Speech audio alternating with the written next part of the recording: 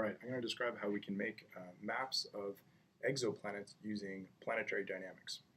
So first I'll start by describing how we make maps of planets like Earth when we live on them. So in the old days, we would send brave explorers and they would sail along the coast and somehow keep track of their location using the stars. And then when they came home, they could actually recreate a rough map of the coastline that they'd been traveling along. With modern technology, we do much better than that. We just send satellites in orbit around Earth. They take lots of images, lots of photos of Earth, and we stitch those together and we make a very accurate map of how our planet looks. Now, of course, it's prohibitively expensive to send either astronauts or even satellites to an exoplanet because the nearest exoplanets are 10 or 50 light years away from us. So how can we do better, or at least cheaper? Well, one option is just to take a picture of one of these exoplanets with a really, really big telescope.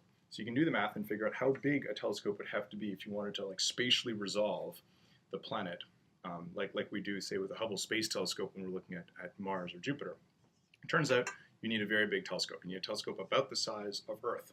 Or if you want to do it on the cheap, you can launch a bunch of very big 10-meter telescopes and have them fly in a formation pattern about the size of Earth. Either way, that's a tall task. And so for the foreseeable future, we will not actually be able to spatially resolve extrasolar planets. Instead, we're going to see exoplanets as what Carl Sagan called the pale blue dot. So all of the light will be coming from just basically a single pixel. Right? So the question is, how can we map a planet if it just appears to us as a pale blue dot? And the answer is planetary dynamics. So basically, a real planet doesn't just sit still, boringly like this in space. In fact, a real planet does something like this. It rotates.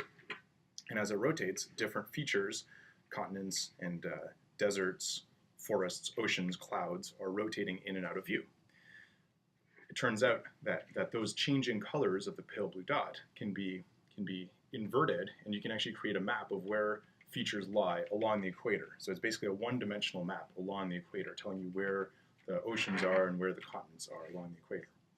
To make a two-dimensional map of the pale blue dot, you have to use another trick, which is if the planet's rotation axis in general will be a little bit tilted with respect to its orbital axis. And so if I'm the star, as the planet goes around, its star like this, different parts of the planet are being illuminated differently as a function of time. Okay, and that's what causes the seasons on Earth, for example. It turns out that also that changing illumination also allows us to create a two-dimensional map of the pale blue dot. And so just using the changing colors because of rotation and because of the orbit of the planet, we can actually create a two-dimensional map of the pale blue dot.